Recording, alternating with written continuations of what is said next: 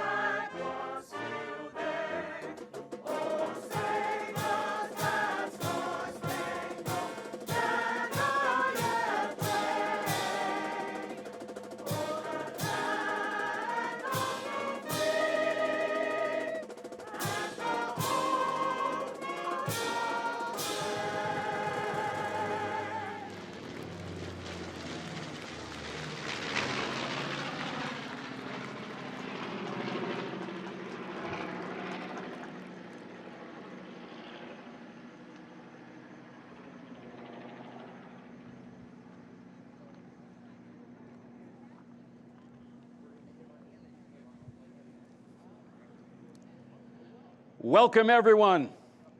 I'm Jerry Revish, retired news anchor, WBNS 10 TV Columbus, and I've spent 48 years on the air in Central Ohio. I have covered a lot of big events, and this is certainly one of the biggest.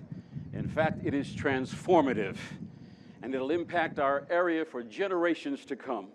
And I'm truly honored to be a part of this celebration today. This is the official groundbreaking ceremony for Intel's latest semiconductor manufacturing facility in the United States, right here in the heart of the country, Licking County, Ohio. So, Ohio, are you ready? Without further ado, I am going to introduce to you Intel's Chief Global Operations Officer. It's his team that is responsible for making all of this happen. Keyvan Esfarjani. Hey, thank you, Jerry.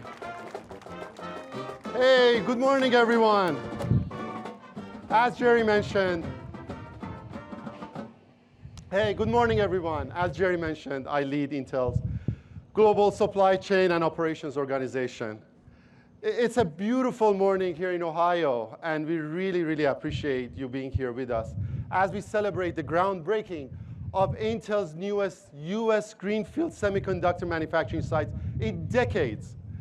So exciting, folks, because every aspect of human's existence is becoming digital.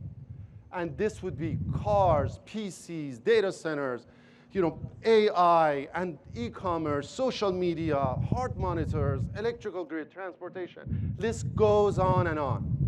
And they all have one thing in common. What is that? Semiconductors.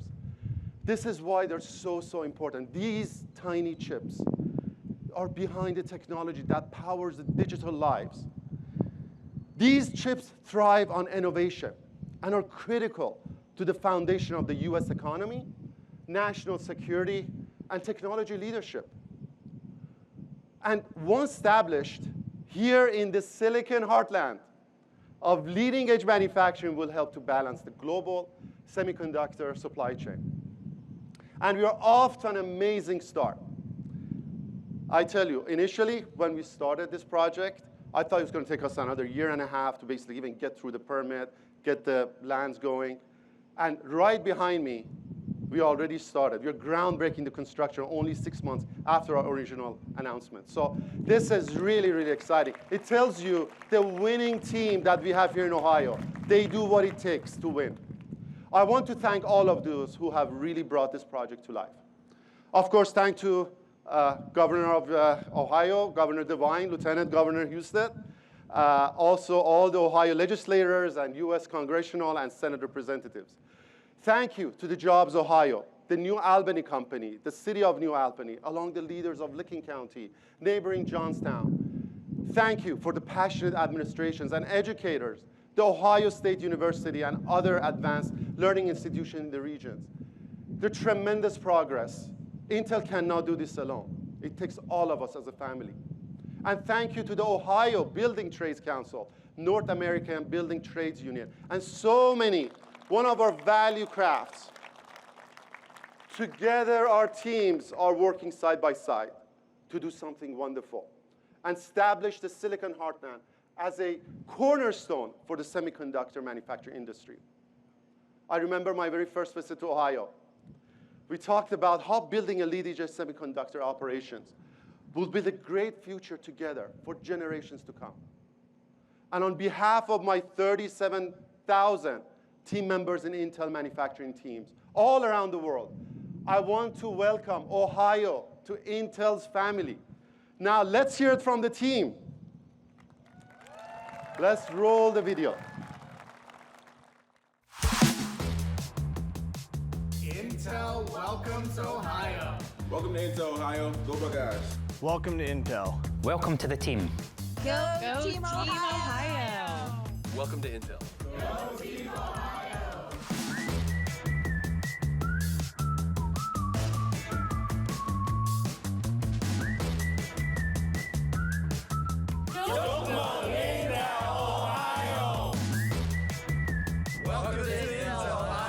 Welcome to the family. Welcome to Intel. 我们是一家人。Welcome to the family. OH? You were built for this. Go Team Ohio. Go do something wonderful.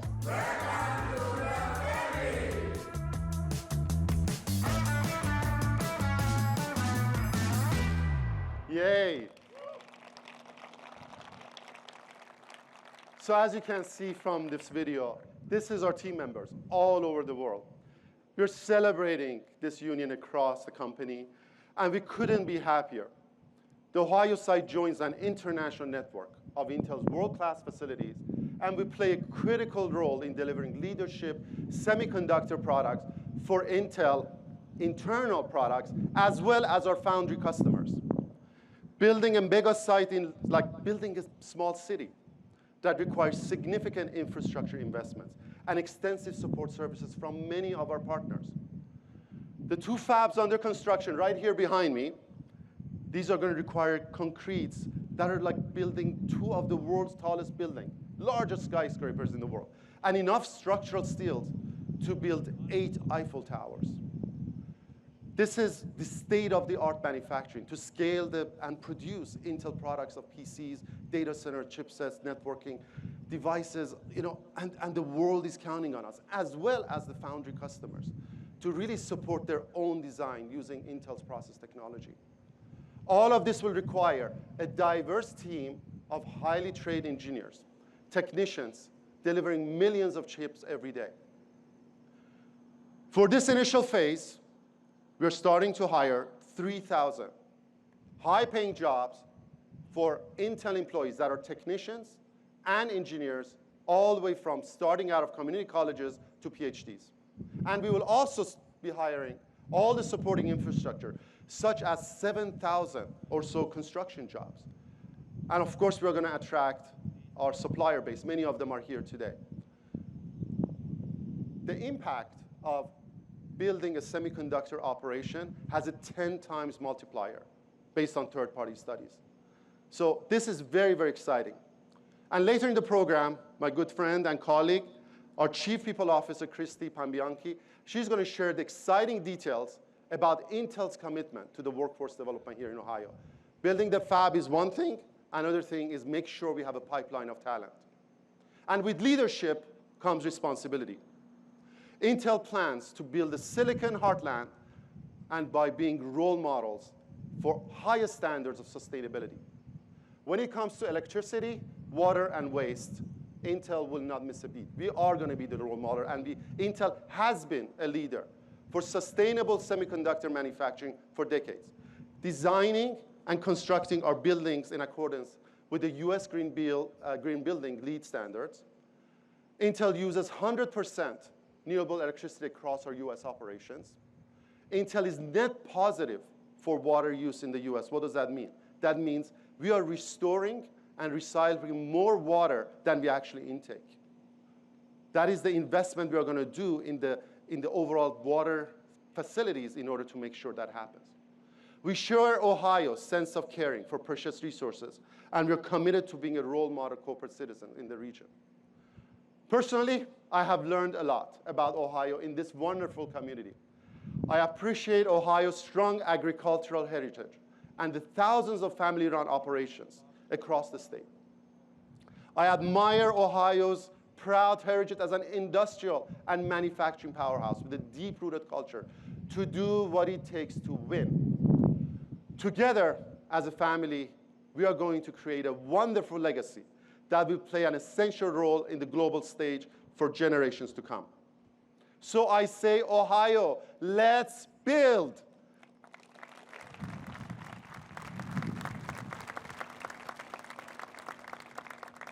Up next is another outstanding leader who also celebrates an existing vision of future generations and has been with us on every step of the way. Please help me to welcome my good friend, Ohio's own Lieutenant Governor John Husted. Please.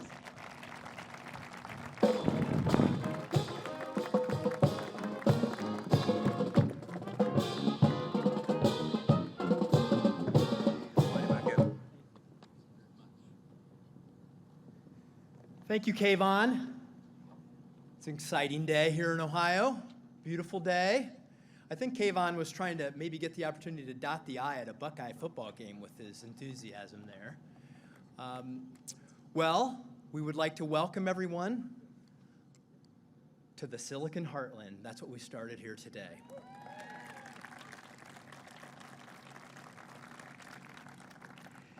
And I know back in January, we shook the world when Intel announced that they had chosen Ohio to build the most advanced semiconductor manufacturing facility on the planet.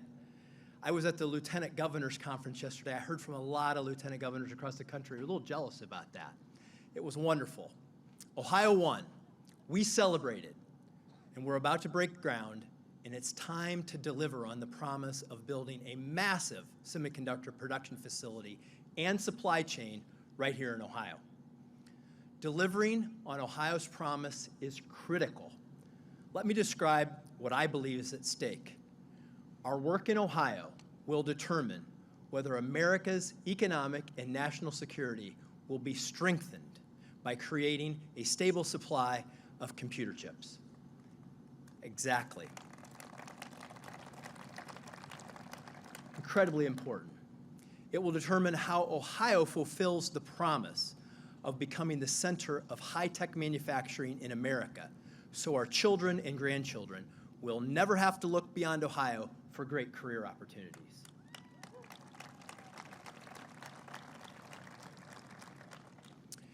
There is great opportunity to be seized here with optimism for the future growth of the computer chip industry. Every smartphone, electric vehicle, appliance, data center, and beyond will need more processing power, which will demand smaller and faster chips. And annual chip industry revenues are expected to hit $1.35 trillion by 2030, more than doubling from where it is in 2021 at $553 billion. Think of the market opportunity that's out there for Intel, and we want to help them win it.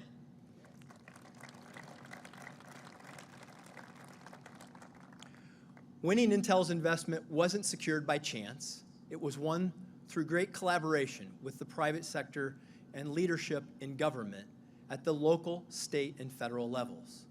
And today's groundbreaking is not the end of that collaboration. It's only the beginning. As I often say, those who collaborate best are the ones who win. We here in Ohio have been pulling together as a team with our higher education institutions, career tech, and high schools, businesses, and legislators to ensure that we can collaborate on securing the workforce needed not just for Intel, but for their growing list of 169 suppliers across 29 Ohio counties. Ohio's state and local governments still must build highways, roads, water systems, sewer treatment facilities to accommodate the enormous scope of this project.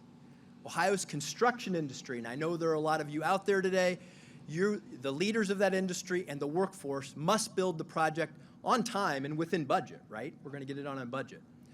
Ohio's educational institutions must adapt to shape a workforce that will need more engineers, technicians, machinists, electricians, pipe fitters, sheet metal workers, and construction workers.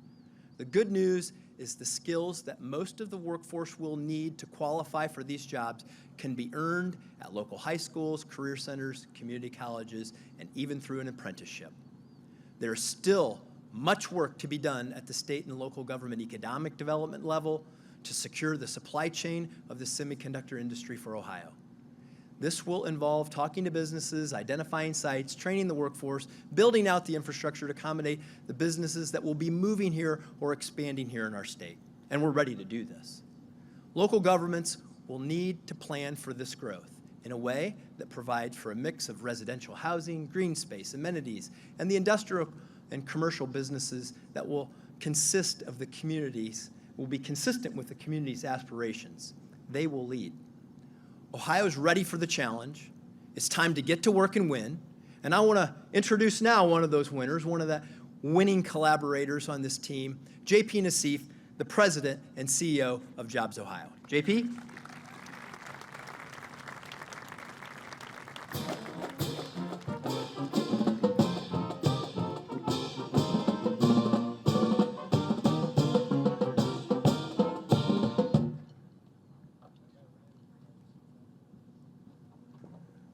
Thank you very much, Lieutenant Governor Husted.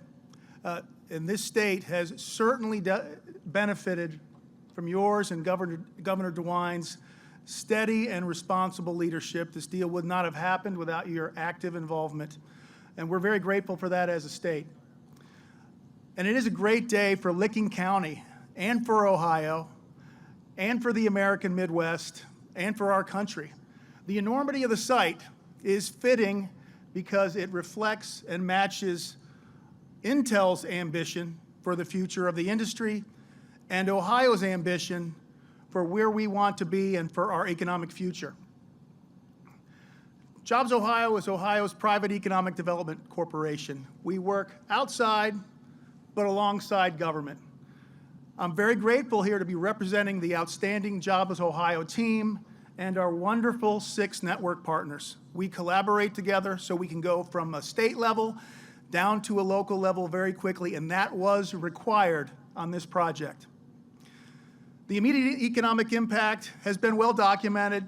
$20 billion of new capital investment, 3,000 high-paying jobs, 7,000 construction jobs, tens of thousands of additional jobs. Those jobs will tap the full range of our most powerful resource, and that's our world-class workforce. It's going to be a magnet to retain, attract, and as the Lieutenant Governor said, we're going to keep more of our kids and grandkids right here in our state because of opportunities like this. Ohio's already home to 140 Intel suppliers, and in partnership with the state of Ohio and our regional partners, we are already in discussions to bring many others to our state. And to the suppliers, other businesses, families, workers that are considering where you want to build your future, your lives, your fortunes, we welcome all of you to come here to Ohio. Again, we're very grateful for this opportunity. We're grateful that Intel chose Ohio, and we're grateful for the leadership of Governor DeWine and Lieutenant Governor Husted. Thank you. Let's go build it. And now, one of our wonderful partners that Kayvon referenced earlier, who's going to work with the Jobs Ohio team and the state of Ohio and the local governments and the academic institutions to build the workforce, Ms. Christy Pombianchi.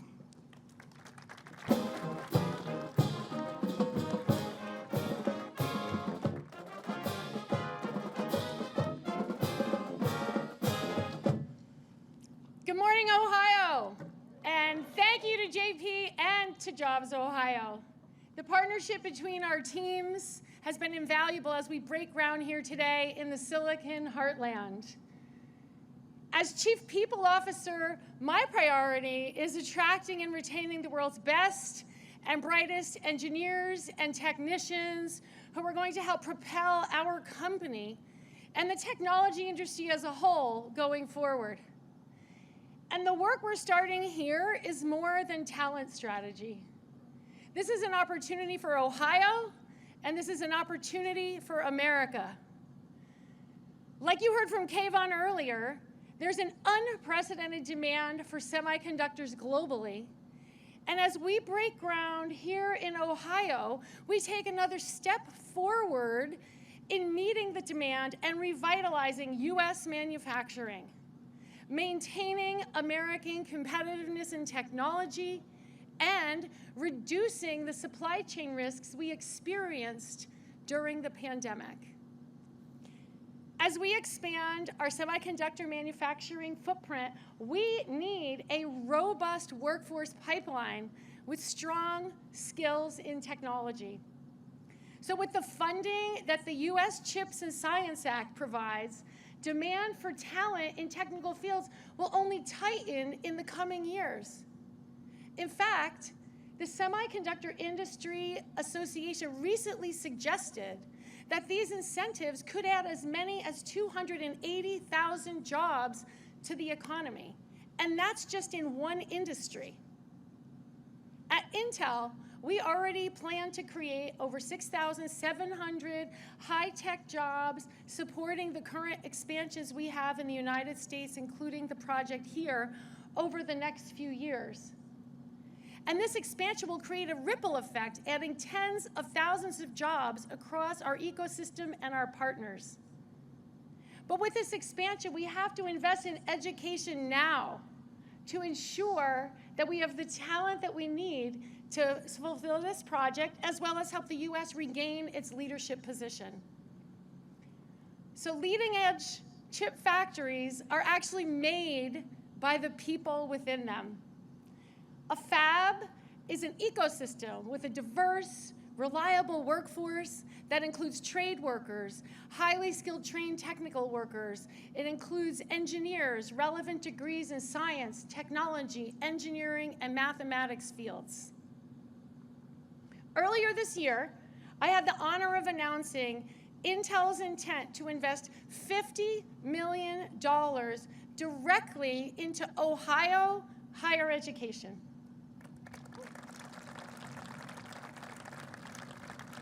Our goal is to partner with institutions to build a pipeline of talent and bolster education opportunities here in Ohio.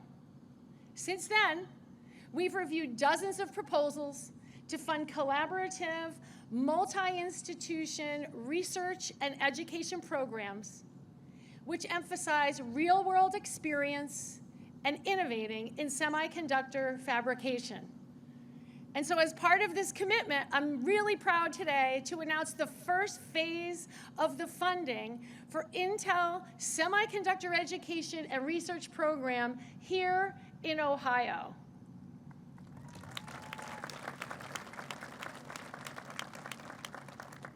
Under this first phase that we're announcing today, we're providing $17.7 million funding 8 proposals from leading institutions and collaborators in Ohio. These 8 proposals involve more than 80 higher education organizations across Ohio, and we expect to be able to support nearly 9,000 students pursuing degrees at the associate, bachelor, or advanced degree levels.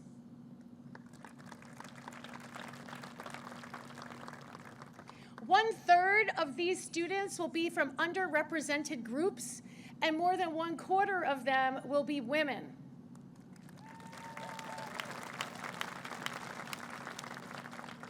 And Intel will support at least 1/4 of these 9,000 students with scholarships. Through these grants, we will foster a diverse pipeline of homegrown talent. I'm so proud to move forward with these initiatives between government, industry, and academia so that we can solve the high-tech workforce challenge, create great high-paying jobs in the United States, and close the technology skills gap by empowering a diverse generation of skilled workers who can help us continue to innovate and grow. At Intel, we create world-changing technology that improves the lives of every person on the planet. And we can only do that by closing the technology skills gap and creating a robust pipeline filled with the talented and diverse technologists of the future. Thank you so much for your time today. Now let me introduce our next guest. He's a scientist, a scholar, an evangelist for innovative thinking, and as president of this, and the CEO of the Center of Science and Industry here in Ohio, he's shepherding the leading science center to its next iteration in a legacy of success. Please welcome Dr. Frederick Bertley.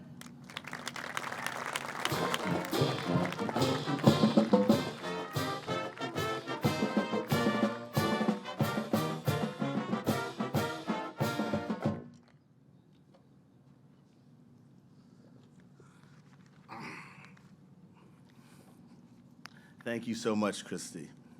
I'm going to tell you a story.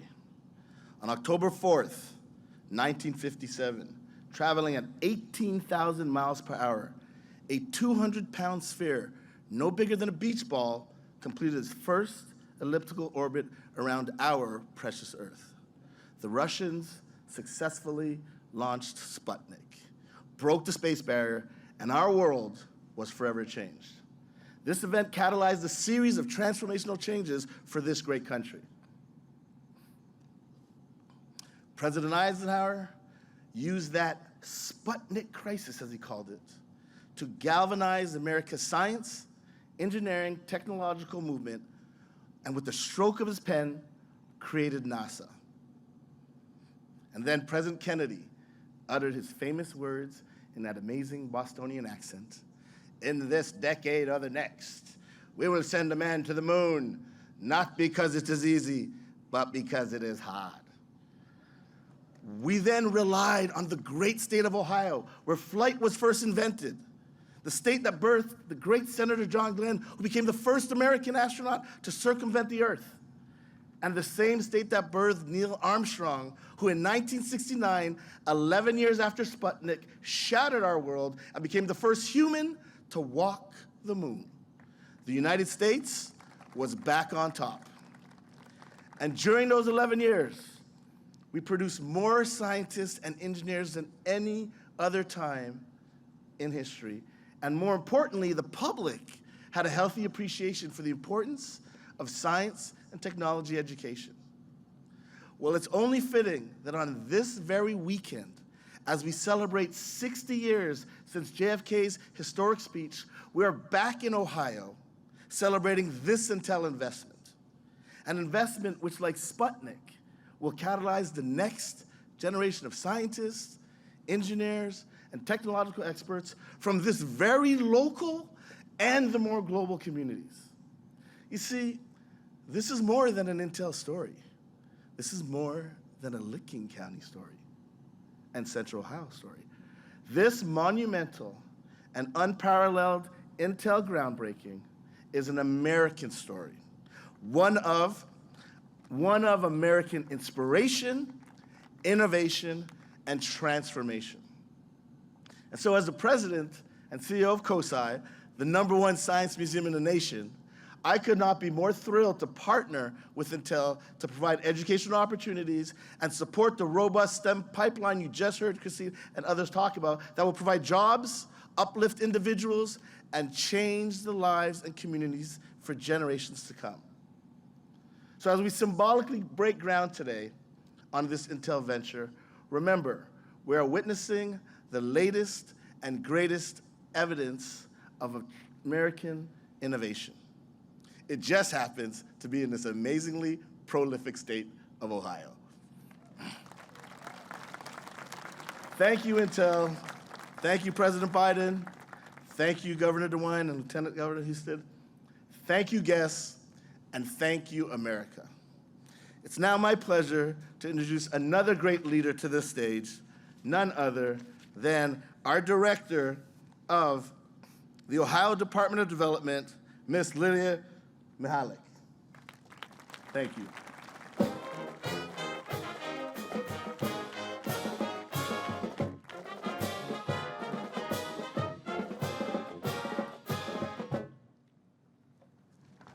Well, thank you very much, and good morning, everyone. It is so thrilling to be here with all of you today to join in this incredible celebration.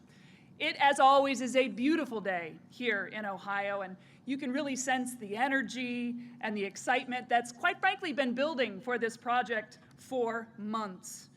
In collaboration with Intel and our partners at every level in this state, we've been moving quickly since our announcement in January to be able to get to this point. And it's no surprise, because swift, bold action is what Intel and Team Ohio are all about. Be bold, think big, innovate. That is the attitude of the DeWine Husted administration, and I know for a fact that this culture of leadership was a very critical factor in Intel's selection of Ohio. Intel could have gone anywhere, but they chose Ohio because we have all the right assets. Living here is affordable, our economy is thriving, and this administration is investing in things that make Ohio the best state to live, learn, work, and play. As Governor DeWine has said, our goal every single day is to make Ohio the land of opportunity. And the arrival of Intel presents so many new opportunities.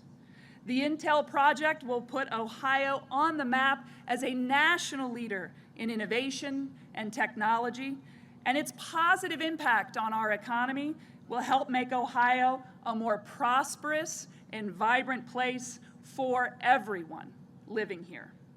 It's a historic opportunity that will benefit generations to come. As has been said, it is really exciting to think that moms and dads won't have to send their kids to different states to pursue careers in this industry. Instead, they can stay put, build their future, and raise their families right here in the Buckeye State. This new era in manufacturing begins with Intel and will lead to more high-paying jobs for Ohioans, more money being spent in Ohio, and of course, more people calling Ohio home. As a result, the Ohio that we know and love today, well, it isn't going to be the same. It's going to be even better. And today's groundbreaking sets that transformation in motion. I'd like to thank Governor Mike DeWine, Lieutenant Governor John Husted for your leadership, as well as Intel and all our partners at every level who have and continue to work to make this project a success. It is so rewarding to see what we can achieve together. What we have here in Ohio is simply amazing, and we are so proud to have Intel as a part of our thriving community. OH! Very good. All right, well, now it's my pleasure to introduce a great champion of this project and a wonderful partner of this administration and of the future workforce for the state of Ohio, Dr. David Harrison from Columbus State Community College.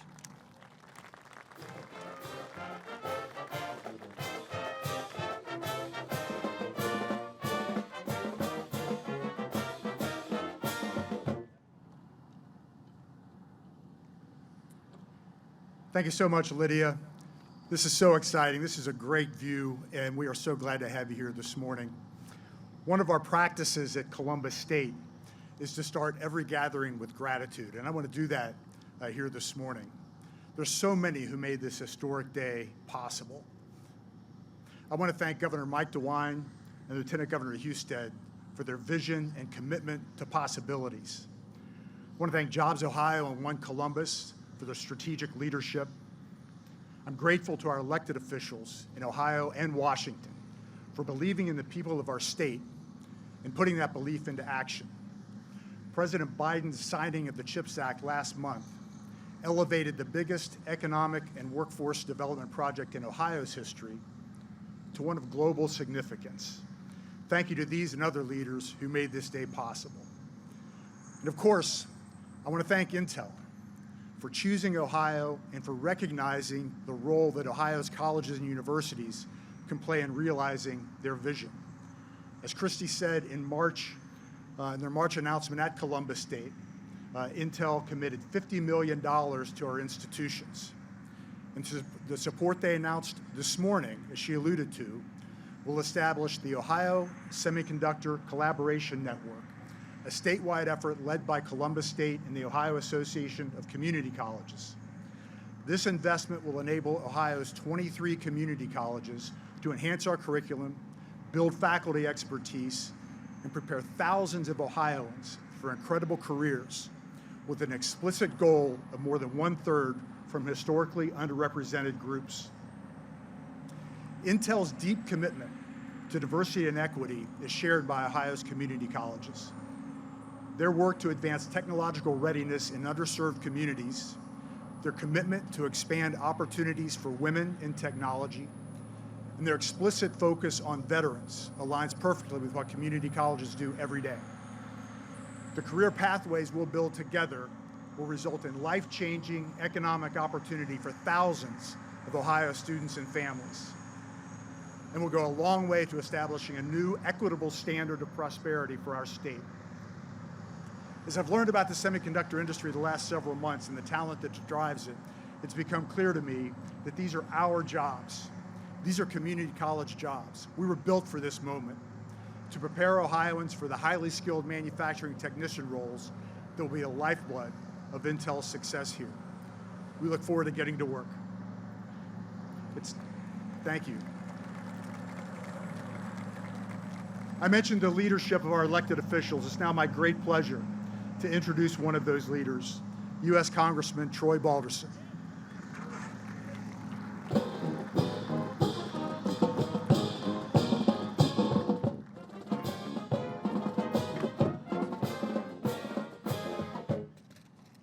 See how excited I am? Good morning, everyone. Welcome to Licking County, and welcome to the 12th Congressional District. Today's celebration is about opportunity. It's about our kids. It's about restoring American leadership. It's about creating something to be proud of. I'm honored and blessed to represent the 12th Congressional District, which is now transforming into what many are calling America's Silicon Heartland. I want to start by thanking Pat Gelsinger. Thank you for the confidence that you placed in Licking County and the state of Ohio. I also want to congratulate Governor DeWine, Lieutenant Governor Husted, the administration for their successful effort to land this project for Ohio. In recent months, there's been a renewed sense of excitement and anticipation about the future here, especially for our younger Ohioans. The Intel team is already recruiting talent. Just last month, Intel set up a hands-on learning exhibit for kids at the Hartford Independent Fair. The little things matter. The people here matter, and Intel gets that.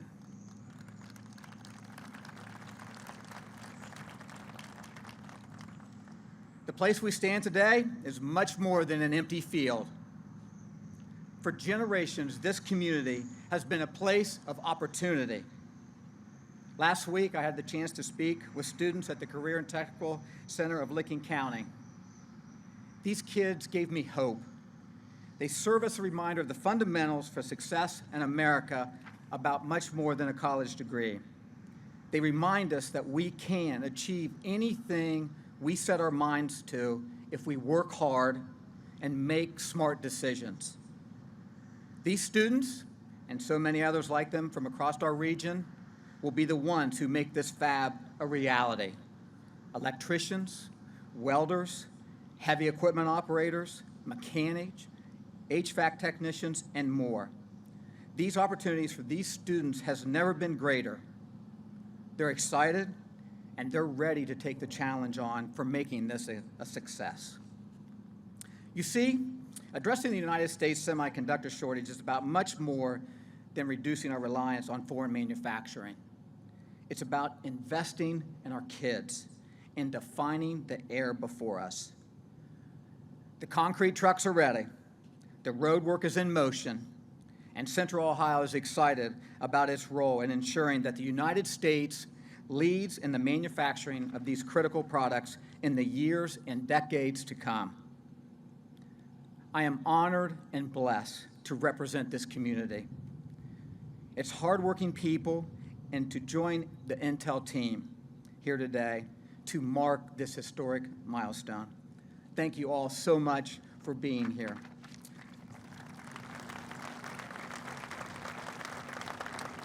It's my honor now to welcome Intel's brand new plant manager, Jim Evers, to the stage. Jim is going to be running this site and Intel's top executive in Ohio. Supposedly, I have not confirmed this, so maybe I shouldn't say this, but he has moved, he is in the process of moving, so please give a warm Buckeye welcome to Jim Evers.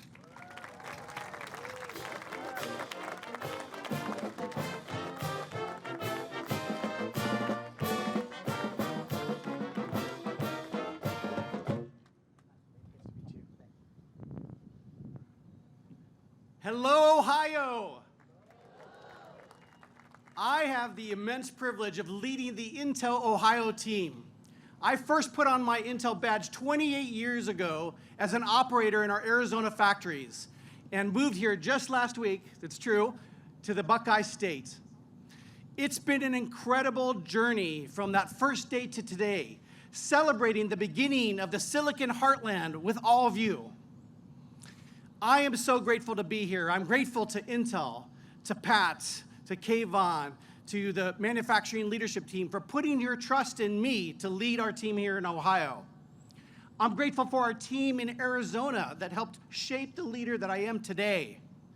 And I'm grateful for the warm welcome that I've received from many of you as I've traveled here over the last several months. You've really made me feel at home. My commitment to Ohio is that over the next few years, my priority will be to build the team which will manufacture the world's most advanced technology right here where we're standing and digging in the background here. I'll be focused on creating a work environment where our employees thrive. They not only will have great salaries, but they'll have meaningful work. They'll have career development and work in a fab environment where they will generally be respected, valued, and loved. This team will drive performance that delights our customers. So my message to our potential customers is sign on with Intel and come fill this Ohio dream of fields. My promise is to hire the people of Ohio, the Midwest, and around the world to create the Silicon Heartland, beginning here in the wonderful Buckeye State. Together, we will build a culture that unites the best of Intel with the best of Ohio to honor the rich culture and heritage of the Midwest. No promise is worth anything without a plan, so how we deliver on that promise is very important. We will run our business with the highest integrity, doing things the right way. We will be a great neighbor, and we will show up in the community and volunteer. We will protect our precious environment where we live. As we hire the Silicon Heartland workforce, we will do it with diversity in mind, with the vision to one day reach population-level representation. We need some help from our educators, including those from K-12, to encourage science, technology, engineering, arts, and math education. I think Christy gave us a good investment news today. I really believe where diversity thrives, innovation thrives. It took me 28 years to build 4 fabs in Arizona. I hope to move faster and deliver beyond that here in Ohio. So Ohio, let's build. So as we get ready to put shovels in dirt, I'd like to invite a couple people up. First, I'd like to invite Finn Ashby. Finn is an 8-year-old son of an Ohioan. I hope one day will be an Intel engineer. Our Intel team noticed Finn's passion for engineering at the Hartford Fair last week. Finn worked his way through every Intel project and spoke to every Intel engineer with great enthusiasm. I knew I just had to meet Finn, so earlier this week we had ice cream, and I got to see for myself this brilliant young future engineer and listen as he explained to me how light bends and the images on the walls of a restaurant. Really amazing.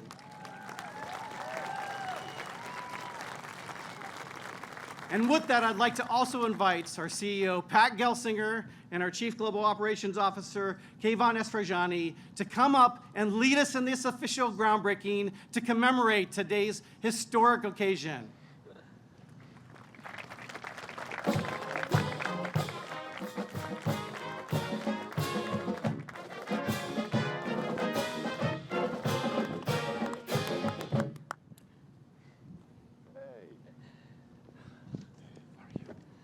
Thanks, Jim, and it's so nice to meet my future replacement. He's not just going to be an engineer. This is the CEO of Intel that you're looking at. And I'm so excited to be here, even more excited than we announced our investment back in January. And when we announced that investment, we declared the end of the Rust Belt, Troy, and the beginning of the Silicon Heartland. Don't they get you excited? The Rust Belt, it is dead. The Heartland begins. And of course, this is part of a globally connected society. And yesterday, we saw the passing of 7 decades of leadership by the Queen Elizabeth of England. And I think we can all just say that is extraordinary leadership over an extended period of time. The longest reigning monarch in Britain's history, and a steady presence on the world scene of leadership as well. So we can all take heart that that is what leadership looks like.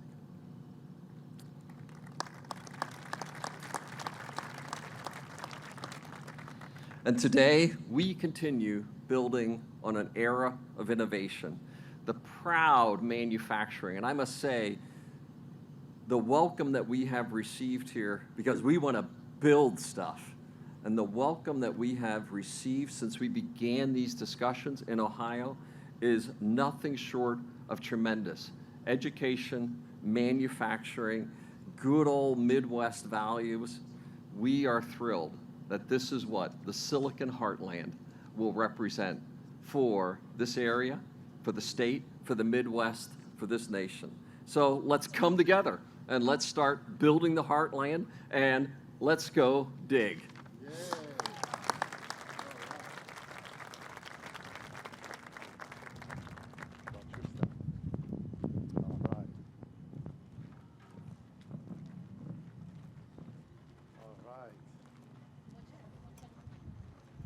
Here we go.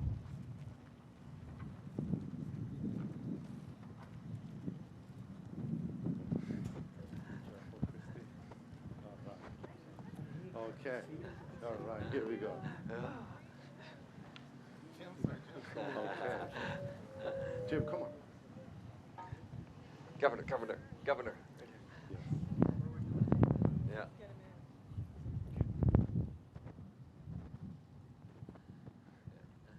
Senator.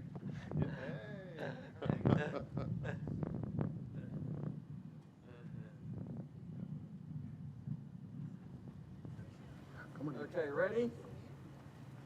1, 2, 3. Let's dig. Woo! All right. Yeah, we got a lot of moves. We have more work to do back there. Anybody interested? We can use some help. Yeah, exactly.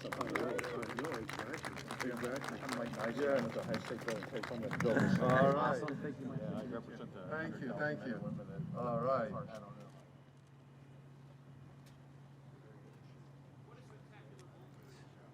What a spectacular moment for Ohio and the country. Give our groundbreaking crew a round of applause for this historic moment today. How wonderful, how wonderful. Much more to come, folks. We are going to take a break here, a short intermission, so that the folks here can head back into the tent and enjoy some refreshments and check out the amazing Intel technology on display, and we'll be back soon with much more.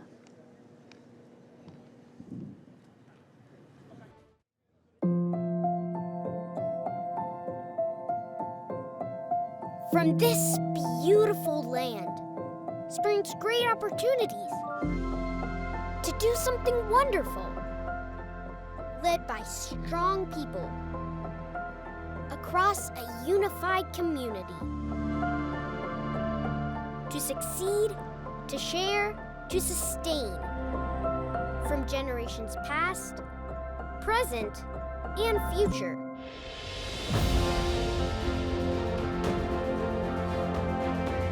These legends are made, not born. Putting the heart in heartland. Our newest journey for our future begins right here, together.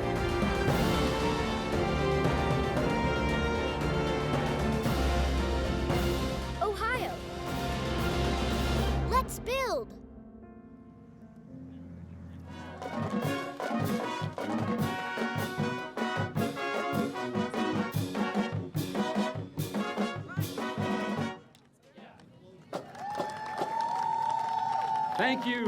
Thank you, band. We appreciate you. Please join me in welcoming the governor of the great state of Ohio, Governor Mike DeWine.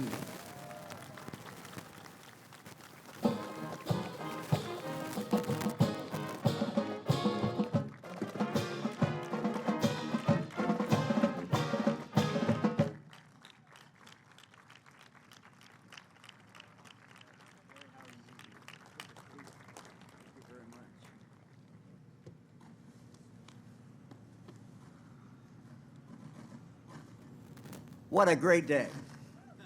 What a great day. The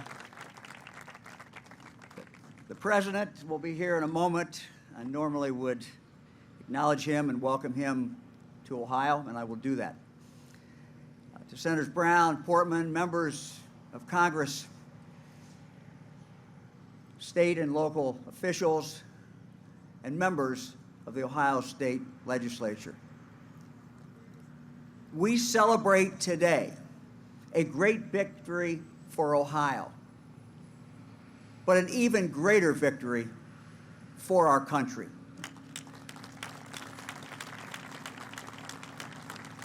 We have learned over the last few years that there are essential items, necessities, that we must make here in the United States of America.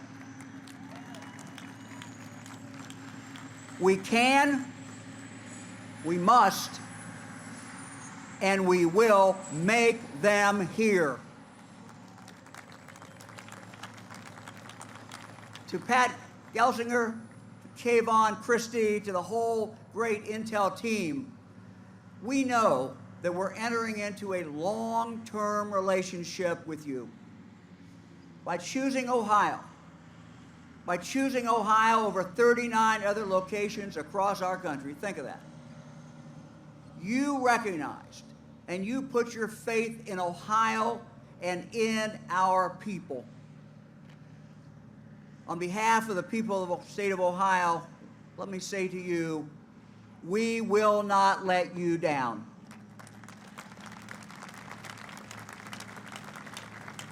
To my fellow Ohioans, this is an historic moment for the Buckeye State. By choosing Ohio, Intel has recognized what we have known all along, and that there is simply no better place to raise a family than Ohio. No better place to live.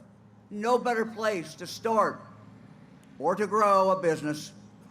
And no place that provides more opportunity than the state of Ohio.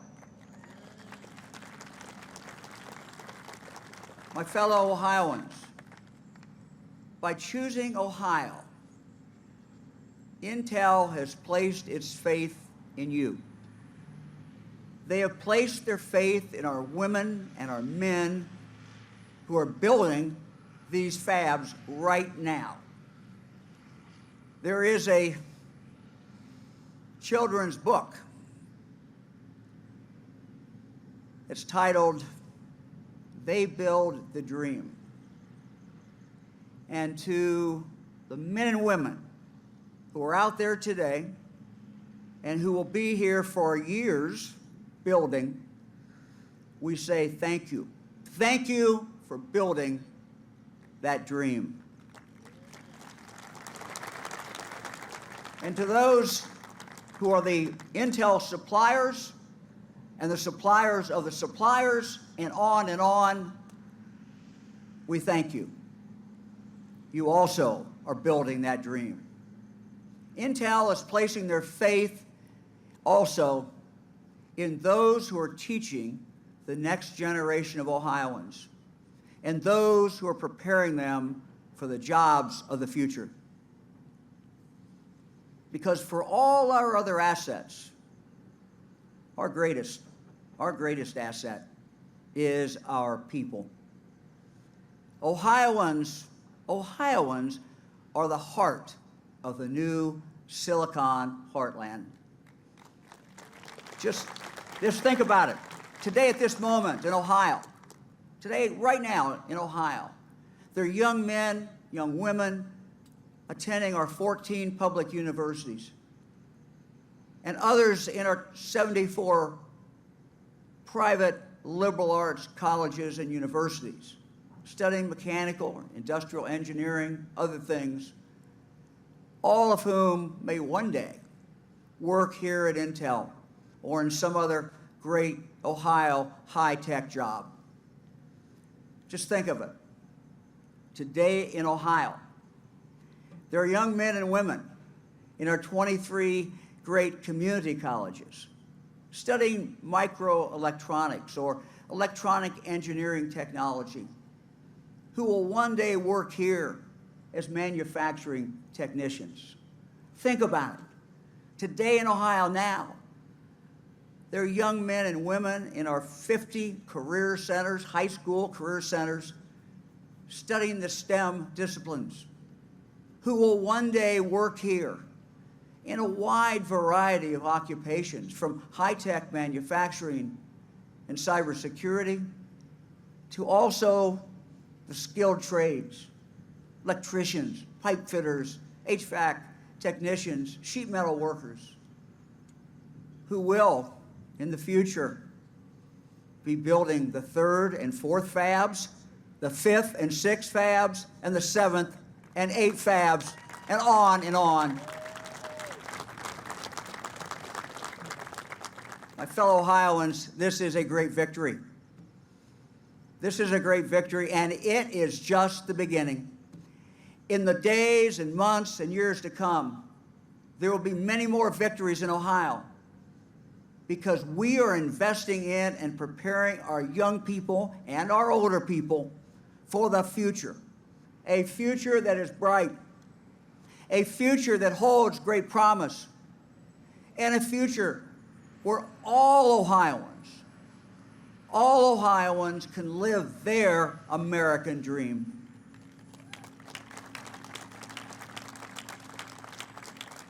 It's a great day in Ohio. Let's celebrate today. It is a great day in Ohio.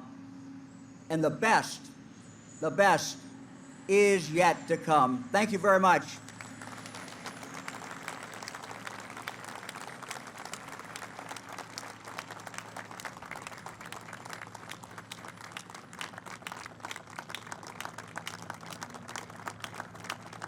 Thank you, Governor DeWine. Now let's welcome to the stage a man who has given 12 great years of service in the U.S. Senate for Ohio, Senator Rob Portman.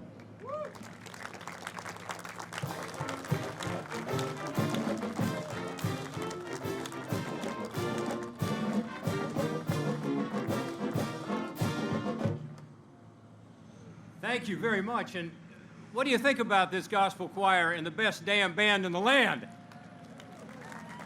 I like my walk-on song, guys. I'll take that with me everywhere I go. It is awesome to be here this morning with everyone to celebrate a huge victory for Ohio jobs and for Ohio's future and our country's future.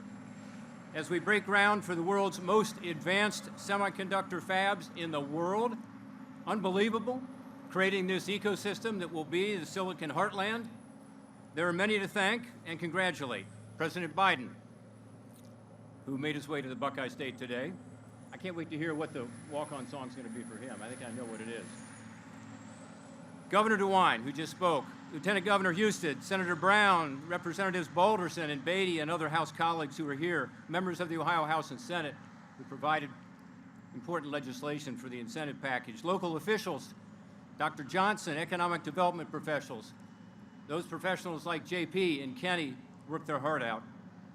But most importantly, today, congratulations to the people of the great state of Ohio. It is your victory.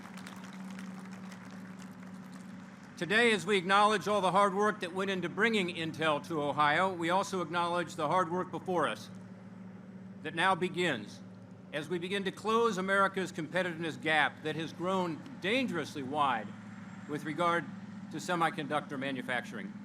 I'm really proud that Ohioans will play an important role in closing this gap.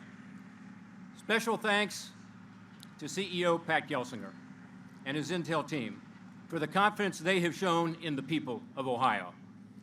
Pat and I have had a lot of conversations in the last couple of years about what Ohio brings to the table.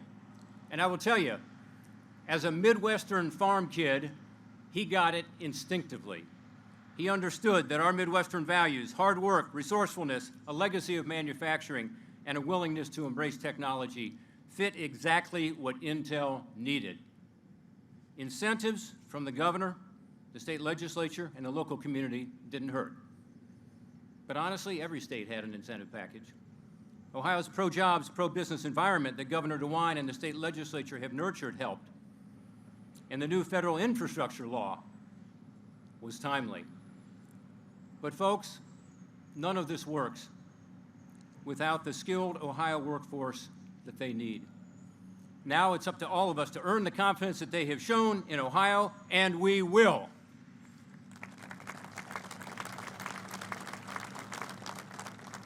As will be said later today when we hear from Pat and the President, the passage of the Federal CHIPS Plus Act was also critical in making today a reality.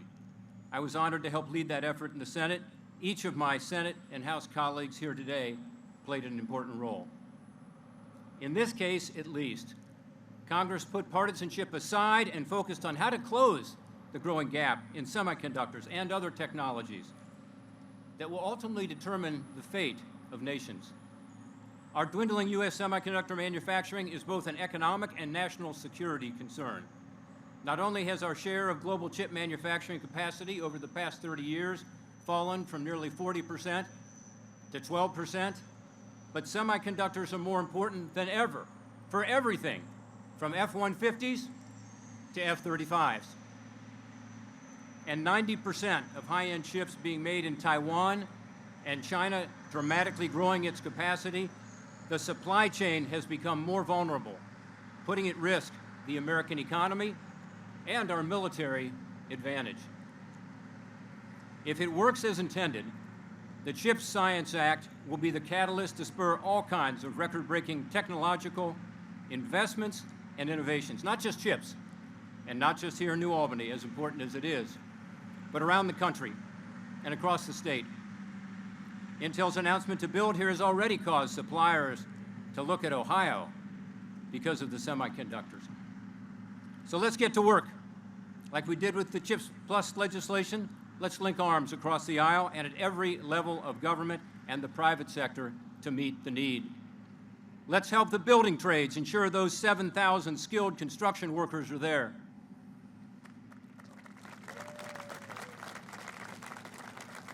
Let's help Intel ensure that 3,000 skilled employees that they need and thousands of additional workers at suppliers across this state and region are there with the skills they need. Let's pass the Bipartisan Jobs Act in the United States Congress to redirect federal resources to skills training. If we all continue to work shoulder to shoulder as we have, this investment has the potential to be transformational for Ohio and to help America continue to be at the forefront of technological innovation and thus continue to be that beacon of hope and opportunity for the rest of the world. Thank you and Godspeed.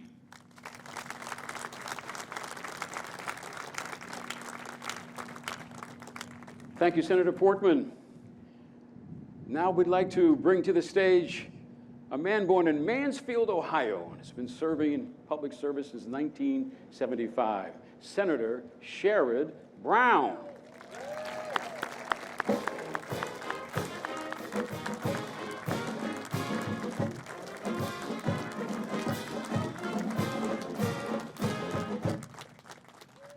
Jerry Revish, thank you. Milt Ruffin School of Music and Fort Hayes both, I think. I'm not sure. Maybe not. And the best band in the land, good to see you all. Thank you. In January, when Secretary Raimondo and Senator Portman and I were flying to Columbus to announce this investment, I remember looking out the window of the plane at all the places that have long been ignored by Wall Street and passed over by corporate America and forgotten by our government. And I thought about how, from that day forward, we're going to change that. I remember turning to Rob and to the Secretary and saying, today we are burying the term Rust Belt. Ohioans know what's happened over the last 30, 40 years.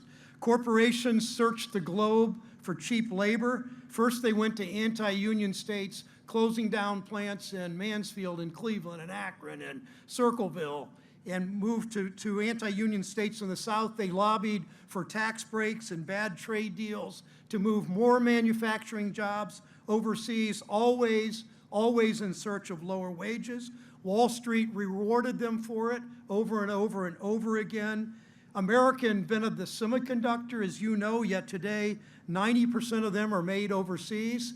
Pat, all of you, that stops today.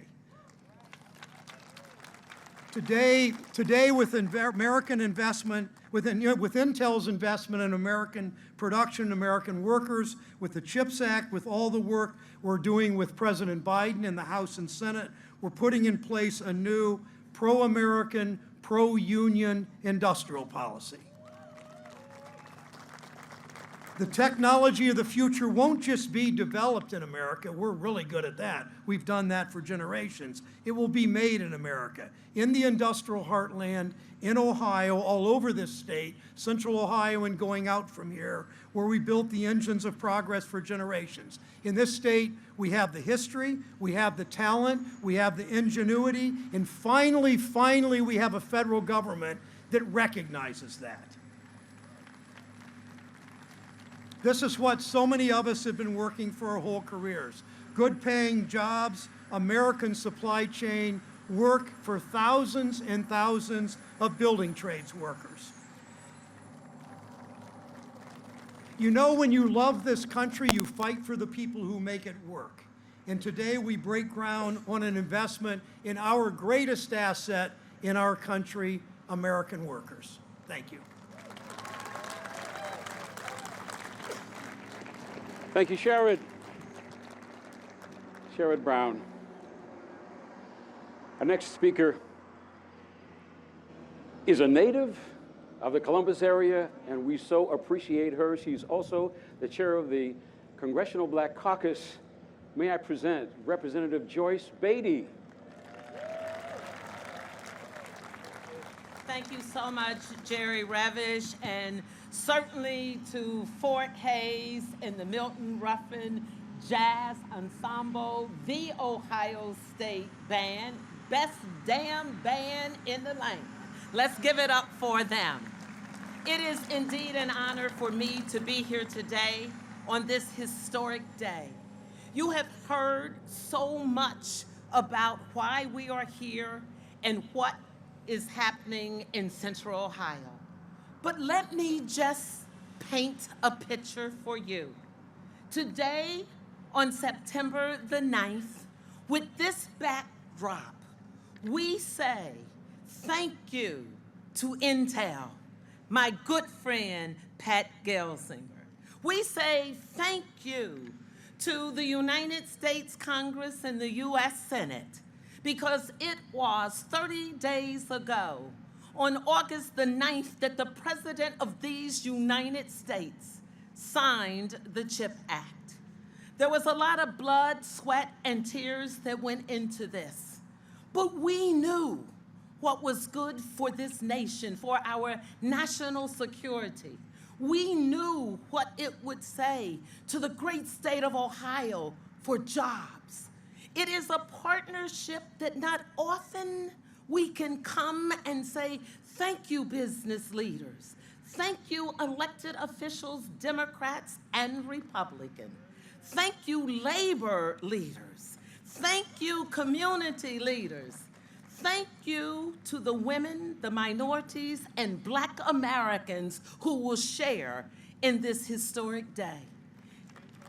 It gives me great honor as chair of the Congressional Black Caucus to share with you that we are the largest caucus in the United States Congress. And every one of my members, Pat, proudly voted for the CHIPS Act. And it will make a difference here and across the nation. So I say to you as our guests today, be proud for this historic day. It will make a difference when we think of the National Science Foundation. Director Ponce, thank you for your innovation and technology and believing in what we do. But most importantly, it is not often for a little Black girl from Ohio to be able to ride on Air Force One with the President of these United States to come home. So, Mr. President, I say thank you for letting me be on this ride and this journey with you. And most importantly, we owe him a big gratitude for understanding the value and for making sure that he is here today. He said, I would not miss this. An opportunity to speak to everyday people, an opportunity to say that I believe in the future, because there will be thousands of thousands of thousands of thousands of thousands of thousands. You get my drift? Redundancy makes you remember it. Of jobs that's going into this site. Jobs that will pay six figures, jobs that will take our students from universities and put them in this space, jobs that will be with laborers, skilled workers, engineers, and other people in non-traditional fields. So my message is to you, the two most powerful words that I can say. And that is Intel, my colleagues in the House and Senate, the governor, to all mayors here, to our two senators, and to Senator Brown, who I traveled with here, the two most powerful words I can say, thank you. But before I walk off, timing is everything. Please look to the aisle and you will see Congresswoman Eddie Bernice Johnson, who is the chairwoman of Science and Technology and led this. Welcome, my friend, all the way from Texas to be here today. Thank you, God bless you, and just in case you didn't remember, yes, I'm Congresswoman Joyce Beatty, and I approve this message. Thank you, Congresswoman Beatty. Please welcome to the stage the Chief Global Operations Officer, Intel, Kayvon S. Jarbani.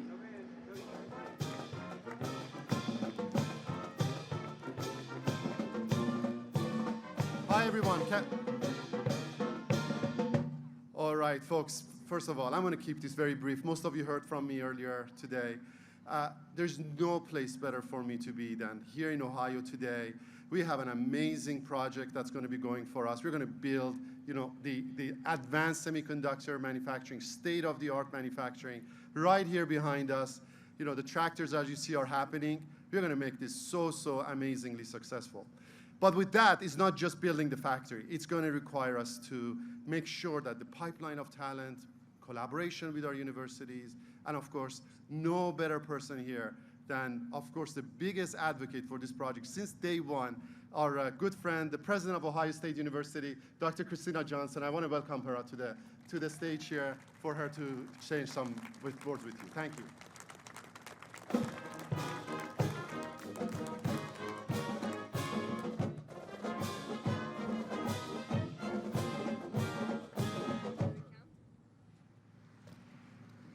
Wow, what a day. Mr. President, CEO Gelsinger, elected officials, and special guests, I'm so proud to be here today sharing this platform with not only you, but the Fort Hays Milton Ruffin Gospel Choral and the best damn band in the land.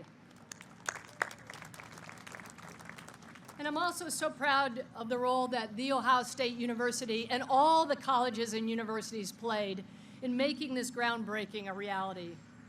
Most of you are probably familiar with Moore's first law, Intel's co-founder Gordon Moore's accurate prognostication that the number of transistors on an integrated circuit will double every 2 years.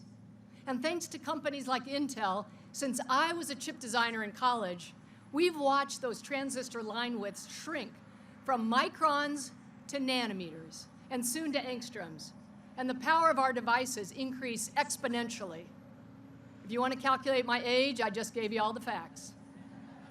You may not be able to, however, or may be aware of Moore's second law, which predicted a harsher reality, that the cost of semiconductor processing facilities would also grow exponentially. So getting the United States back in the business of manufacturing state-of-the-art computer chips domestically is a breathtakingly capital-intensive and ambitious proposition. It requires a revival of that powerful private-public partnership of industry, government, and academia that has defined this country's best efforts in science and engineering since World War II. Today, we're celebrating Intel for having the vision to make this historical capital investment in Licking County. But we also thank President Biden, Commerce Secretary Raimondo, and the United States Congress for supporting American semiconductor manufacturing, design, and research, and for helping to even the playing field with the CHIPS and Science Act of 2022.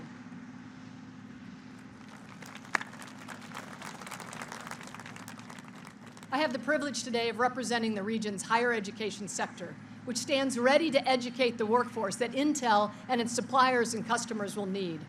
At the same time, we support new advances in semiconductor technology through our research. Providing intellectual capital and groundbreaking research for this effort is bigger than any one university alone, and I welcome all the presidents of the Ohio universities that are here today in force.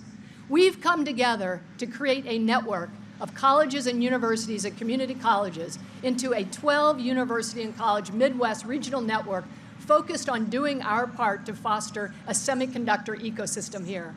I want to thank Intel for its contributions to that workforce, education, and research, including pledging $50 million in direct support for Ohio colleges and universities, as well as another $50 million that will be matched by the Science Foundation for grants nationwide. And thank you, NSF Director Sept Panchanathan, who is here. Just today, Intel announced a $17.7 million investment in 8 projects in Ohio.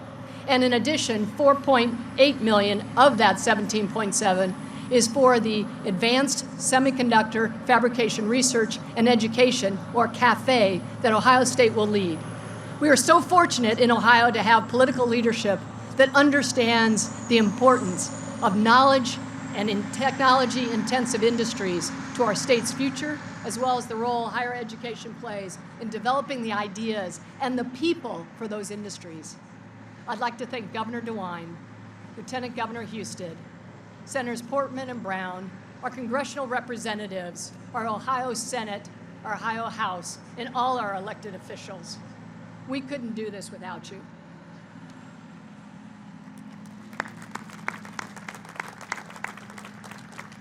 And of course, I'd also like to thank our amazing economic development partners, Jobs Ohio and One Columbus. As Intel breaks ground today, we're here to strengthen the Silicon Heartland. And that's what today is all about. But you should know that 12% of the nation's engineers, bachelor's degrees, 18% of the country's doctorates in engineering, and 22% of the doctorates in engineering technology are earned at Big Ten schools.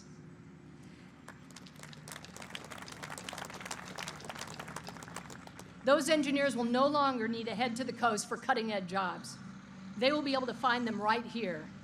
The Ohio State University cheers the geographic expansion of intellectual and financial opportunity.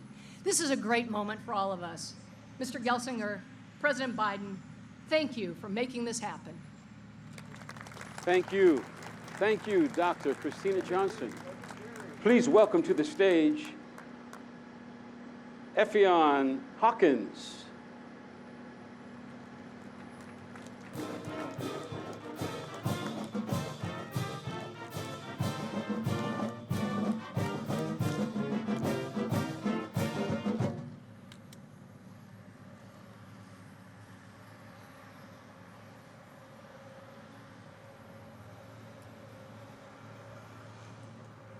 Good afternoon, everyone.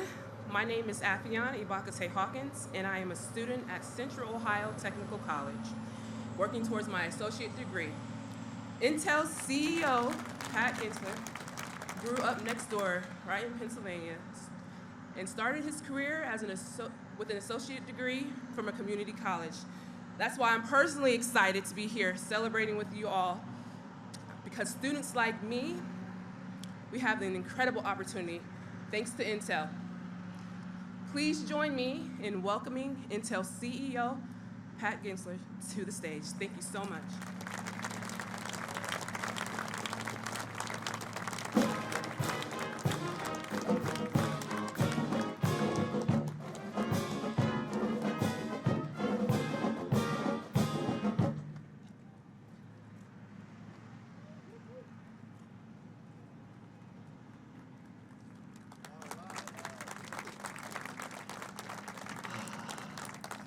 Ah, we made it.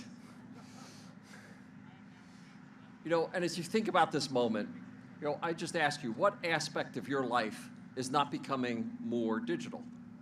You know, every aspect of health, every aspect of social, every aspect of transportation is becoming more digital, and everything digital runs on semiconductors. And our ability to work remotely through the pandemic was because of semiconductors, to stay connected with our families and friends, to have virtual schooling and healthcare through this period of time. Everything, semiconductors, and our national defense is becoming more acutely dependent on semiconductors. And do we want our national defense to have the most advanced semiconductors in the world? You bet we do. And do we want to be dependent on foreign sources for those? You bet we don't. And for our entire history, we at Intel have performed the majority of our R&D and manufacturing right here in the US.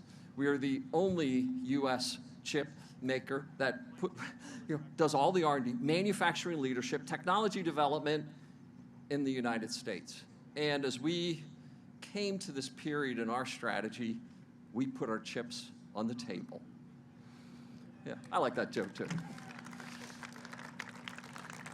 And we did it. We put our chips on the table to help the U.S. regain its manufacturing heart, as well as unquestioned technology leadership.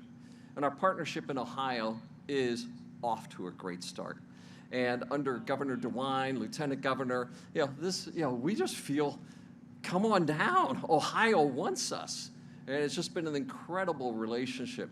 And the great support we've seen from the Ohio delegation of political leaders. And, Senator Portman and Brown, these have just been extraordinary partners for us. And I show up in D.C., and boy, we just go to work, together. And of course, Representatives Balderson and Beatty, just thank you so much for the partnership. And this great state of Ohio has this tradition of manufacturing. You all like to build stuff. And that's exactly what we're going to do together. We are going to build the most advanced stuff in the world right here in Ohio. And we benefit from this long tradition. Essential industries, steel, engines, automobiles, chemicals, and more. And because of that manufacturing tradition and the strong technology capabilities of the local universities, this became an obvious choice. And back in January, Ohio Senator Brown, made that statement, the Rust Belt is dead and the Silicon Heartland begins. And I'll say, he was the one to kill the Rust Belt, but Silicon Heartland, that was my phrase. But this idea of the Silicon Heartland, right, an epicenter of leading edge technology, and Intel's factory right here will produce the most advanced process technologies in the world. And our customers, our foundry customers, some of them being here today, they need the best stuff for their products. Everything from high performance mobile, artificial intelligence, advanced computing, cloud, all of that will be a result of these factories behind us. Advanced packaging, reliable workforce, including, as you've seen today, the most advanced trades on the planet are required to build this facility. And I'll just say, we are thrilled for the response that we have seen across that spectrum. And I say, every aspect of highly trained technical workers, construction, we're going to get to work. And we only gave you half a day off for the groundbreaking, so don't screw around, get back to work. But it also is that pipeline of talent in science, engineering, mathematics, innovation, the imaginative, creative skills. And I like to say it's not just STEM, it's STEAM, science, technology, engineering, arts, and math. And the need for these skills in America is growing, and we're not keeping pace with that pipeline. And fewer U.S. students are choosing the sector of semiconductors and manufacturing engineering as a career choice. We need to change that. And we need to bring this workforce forward. And that's why you heard this morning from Christy Pambianchi, where we are committing, our $50 million, the first $17.7 million committed in these first 8 partnerships with 80 participants. This is the first step, but it's just the first step. Because we are moving forward to build the next generation workforce and to harvest. And I want, as I say, I want every mother and grandmother in the state of Ohio to say, you don't need to go to the coast, come home and work right here. And it's not, and it's not low-end workers, it's not medium, it's not the highest PhD, it's not construction workers, it's not the next generation, of math. And we had, Finn up here, the next CEO of Intel. It is all of them across the entire spectrum is what we need. And as someone who began my career, my family is here. My mom and dad went to school in a one-room 1st through 8th grade schoolhouse where my mom still lives today. She said, go to school. So I began I skipped my senior year of high school, got my associate's degree, and was hired as a young technician at Intel. I know what it feels like to go from the bottom upward. And that's the heart of Ohio. This idea of the community colleges, the most advanced universities, giving opportunity across that spectrum. And that's part of why I am so excited. And I was one state off, I was in Pennsylvania, sorry, right? And I always like to say that when you get to nowhere in Pennsylvania, we were just 5 more miles. Technology plays a critical role in building a digital future, a future that is equitable, prosperous, accessible, and inclusive for all. And this is why we are so excited about the things that we are going to do together here in Ohio. And when I first walked through the doors of the company, the company that put silicon into Silicon Valley, why has so much innovation happened in Silicon Valley? Right? It's Silicon Valley. And this is the company, Gordon Moore, Andy Grove, Bob Noyce, the companies, the trinity that started Silicon Valley. And today, we're the company that's going to put the silicon into the heartland, the Silicon Heartland. But today, this is also a testament to the power of public and private coming together. And we have been aggressive in lobbying, working with the administration, working with the congressional leaders in the House and in the Senate, at the state level as well. Why? Because it is that important for the nation. And I'll tell you, the passage of the CHIPS Act, the most seminal piece of industrial policy legislation from World War II, we all together deserve to celebrate this moment. And I just say thank you all for all who helped make this most critical legislation happen. And I just say, regardless of political affiliation, this is a proud moment where we reached across the aisle and we got something really important done. But I'll just say, we would not be here, right, without our political leaders. We would not be here without the president and his leadership, Secretary Raimondo, Secretary of Commerce, all of these working to bring this across the finish line. And of course, it was a bipartisan bill. How often do you hear that today? Senators Schumer and Cornyn, Representatives Matsui and McCall as the sponsors for the act.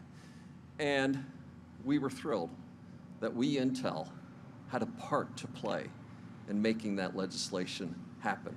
We are honored to be part of that role. In addition to the Ohio delegation, Eddie Bernice Johnson of Texas, Senator Maria Cantwell, others were just crucial in coming by to make this legislation happen. And we have Representative Ro Khanna. Silicon Valley, that's Ro. He's Intel's congressman who's here today as well. And Ro, thank you for joining us. And it isn't just that Ro decided to come and join your party. He deeply believes that the power of technology needs to be across the nation and not just in Silicon Valley. And I thank you for that, Ro.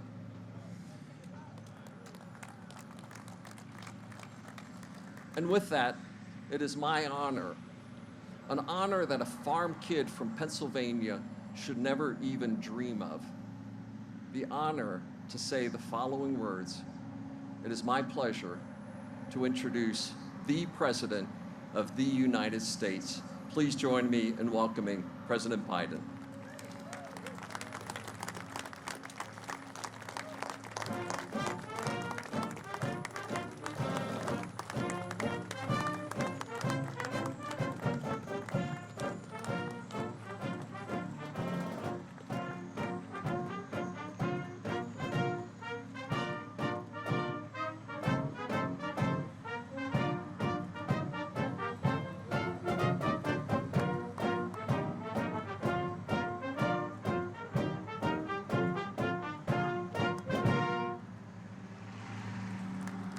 Thank you, Pat, for that introduction.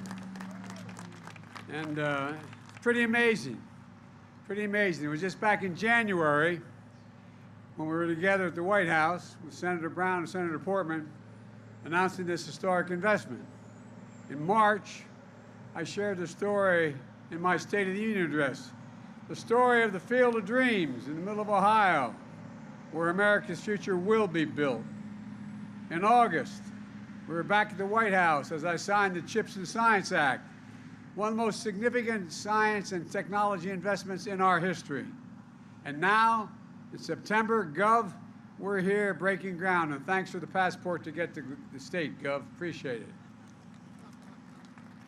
All in 9 months in America. I want to thank Sherrod Brown for his relentless work, especially making sure that labor is in on this deal. And Pat just mentioned what Sherrod makes clear. It's time to bury the label Rust Belt and call it, as Pat said, the Silicon Heartland. That's what's happening in these 1,000 acres. I want to thank Rob Portman for being the gentleman and decent man that he is, and for showing that Democrats and Republicans can work together to get big things done for our country. I really mean it. I'm trying to find where he's sitting, but he's a good man. Thank you. You're leaving a hell of a legacy as you leave what you're doing as a consequence of you, in large part. And thanks to the Bipartisan Group of Ohio Congressional delegation here today. Tim Ryan, thank you for your leadership, always representing the interest of working people. Thank you, Congressman Joyce Beatty. And, I don't think we could have gotten the infrastructure bill done without Joyce. She was the final capstone. We all thought it was hanging in the balance there. But I don't know what you did that last 4 hours, but whatever you did, you got it done. And Dave Joyce, Anthony Gonzalez, Mike Carey, Tony Balderson for the work in the House. We're also joined by congressional leaders from around the country who fought so hard for this bill. Eddie Bernice Johnson, chair of the House Science Committee. Eddie, this whole bill wouldn't have gotten done without you. It really wouldn't have. We're also joined by Congressman Ro Kahana. Ro is a tireless champion for American innovation and seeing that workers are part of the deal. While she couldn't be here, Maria Cantwell also deserves a lot of credit. She's chair of the Senate Commerce Committee from the state of Washington. Maria was tireless in getting this bill through the Senate. And again, Mike, I want to thank you for your work on this project as well. And I especially want to thank the labor leaders here. My dear friend Lonnie Stevenson, the IBW, Tim Berger, the president of AFL-CIO, Brent Booker, treasurer of the National Building Trades, Mike Kinsley, president of Ohio Building Trades. You know, it's fitting to break ground for America's future here in Ohio. Think about it. There's kind of a tradition here. The Wright brothers, Neil Armstrong, John Glenn, they defined America's spirit, a spirit of daring and innovation. Pat just laid out Intel's vision that builds on that legacy. A brand new $20 billion campus, 7,000 construction jobs, union construction jobs, 3,000 full-time jobs that will pay an average of $135,000 a year, and not all of them will require a college degree once these facilities are built. And here's a critical piece. Intel is using a project labor agreement for this investment. For the folks at home, these are agreements that contractors, subcontractors, and unions put in place before construction begins. They ensure major projects are handled by well-trained, well-prepared, highly skilled workers. They resolve disputes ahead of time, ensuring safer work sites, avoiding disruptions and work stoppages that can cause extensive delays and down the line. These agreements make sure construction is top-notch and projects are on time, on task, and on budget. Back in February, I signed an executive order to make sure federal construction projects use these project labor agreements. It's a big deal that Intel is using one here, and I thank them for that. And Intel is going to build a workforce of the future right here in Ohio. As you already heard, Intel committed $50 million to partner with community colleges and universities like Ohio State University, including Central State University, the only historically black university in Ohio, to build a pipeline for students in the semiconductor industry. The director of National Science Foundation is here, Dr. Ponch. He's here, and INF and Intel are going to invest $50 million each to support these kinds of partnerships. Folks, at home,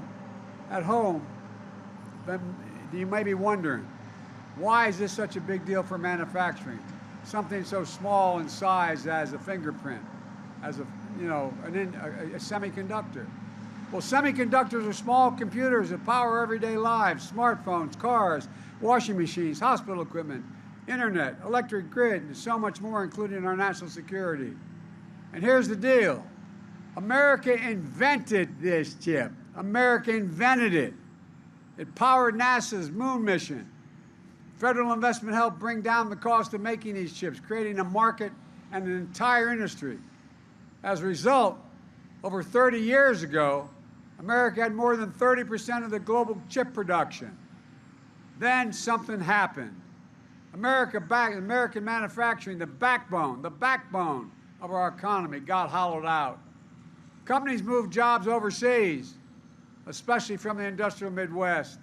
And as a result, today we're down to producing barely 10% of the world's chips, despite leading in chip research and design. And as we saw during the pandemic, when factories that make these chips shut down, the global economy comes to a halt, driving up costs for families and everyone, not just here, but around the world.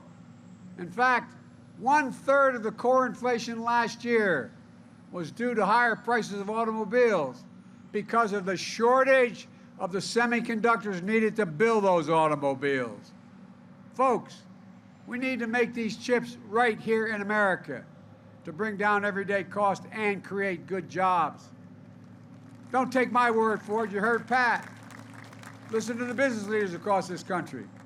They're making decisions right now about where to invest and produce these chips.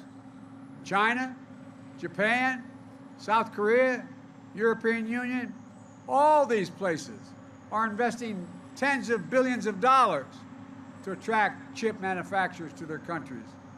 But industry leaders are choosing us, the United States, because they see America's back and America's leading the way. Folks, since I took office, our economy has created nearly 10 million new jobs, more than 668,000 manufacturing jobs. Proof, a point that made in Ohio and made in America is no longer just a slogan. It's happening. It's a reality today, and it's just beginning. Because I signed into law the CHIPS and Science Act, we're accelerating the progress. This new law makes historic investments for companies to build advanced manufacturing facilities here in America. Since I signed the CHIPS and Science Act, it's already started happening. The American company Micron announced it's going to invest $40 billion in the next 10 years to build factories, special chips called memory chips that store information on your smartphones. That's going to create 40,000 good-paying jobs and increase America's share of the memory chip market 500%. Two other companies, Global Foundries and Qualcomm, announced a $4 billion partnership to produce chips in America that would otherwise have been made overseas. Qualcomm is one of the world's largest designers of chips and planning to boost production by up to 50% over the next 5 years. Today, in North Carolina, Wolfspeed is investing $5 billion to make chip devices for electric vehicles that are going to create 1,800 good-paying jobs over 5 years. Folks, the future of the chip industry is going to be made in America. Made in America.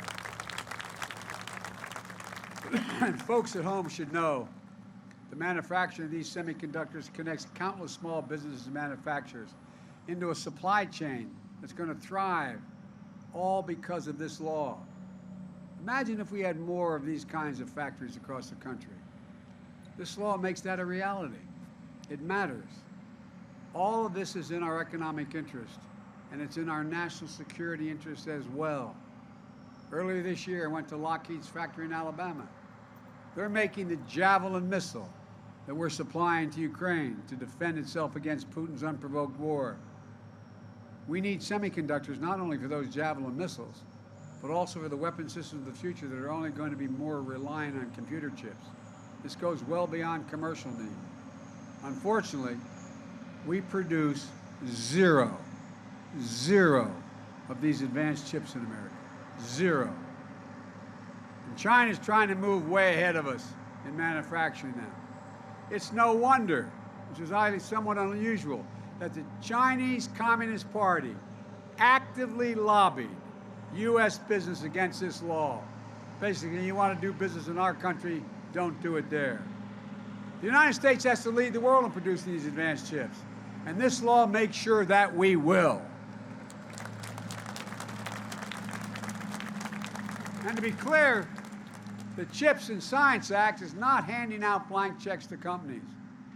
I've directed my administration to be laser focused on the guardrails that will protect taxpayers' dollars.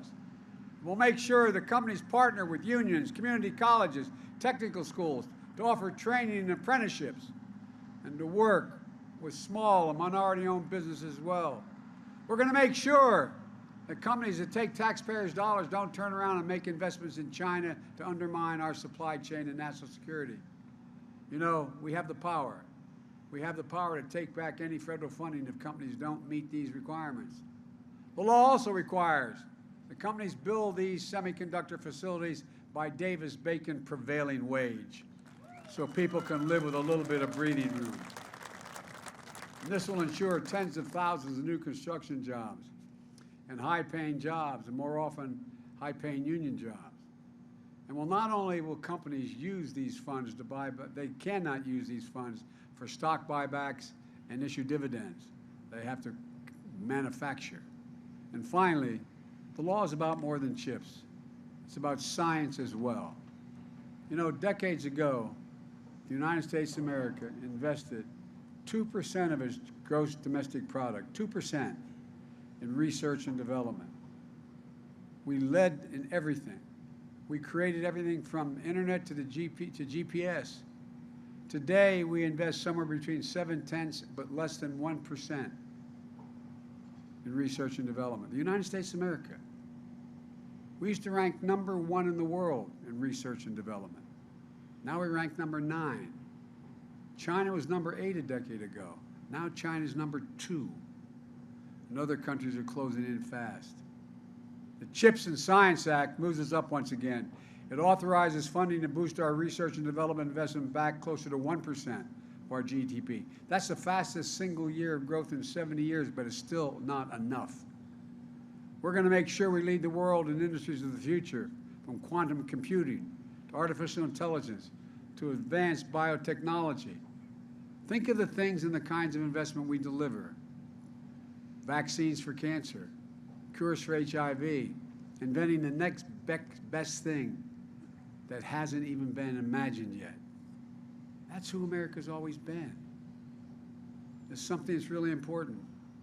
We're going to make sure that any company that uses federal funding for research and development to invent new technologies will have to make that technology here in America.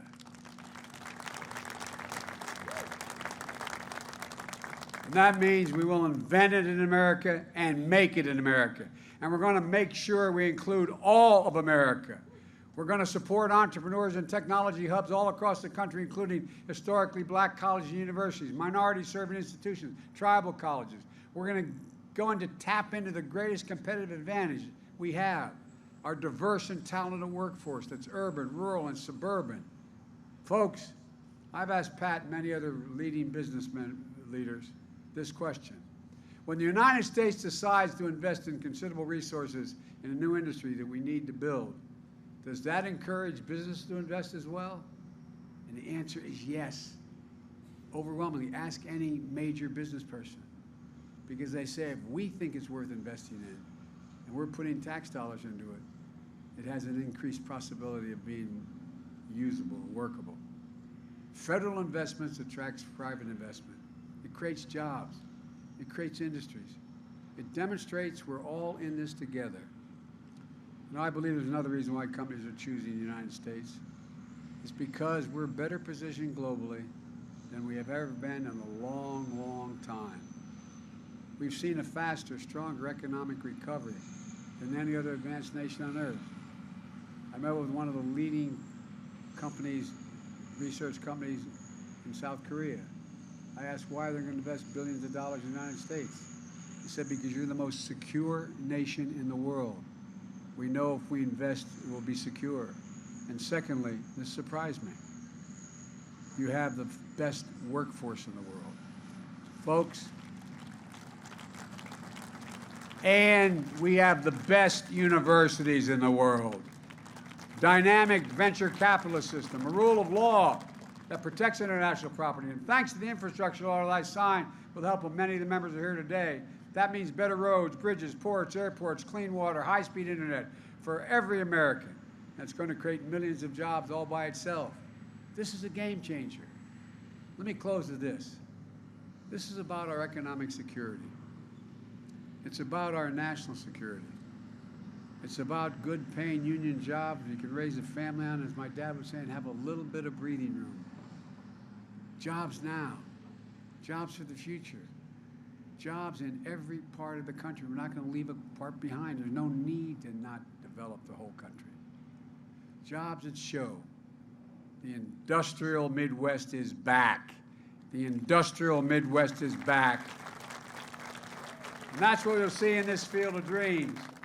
PhD engineers in science alongside community college graduates, skilled craftsmen, men and women, people of all ages, races, and backgrounds with advanced degrees or no degrees, working side by side doing the most sophisticated manufacturing that's ever been done. Pat was explaining to me what these are going to look like. Correct me if I'm wrong, Pat, but I was impressed. You're going to dig down 60 feet, 10 football fields long. You're going to make that all cement. You're going to use that as basis to build on, because you need security, you need stability for what you have on top, and you're going to build up stories beyond. I mean, this is incredible. Making a tiny computer chip, the size of a fingertip. They're showing what we've always believed. And I want to emphasize this, and I'll get out of your hair. I mean this. You've heard me say this for a long time. There is nothing, I mean this from the bottom of my heart, there is nothing, not a single thing beyond our capacity as a nation if we do it together as the United States of America. And that's what we're going to do. This is an inflection point. Everything. We're going to look back on this period 20 years from now and say that's when it began to change. God bless you all, and may God protect our troops. Thank you, thank you, thank you. And Pat, thank you.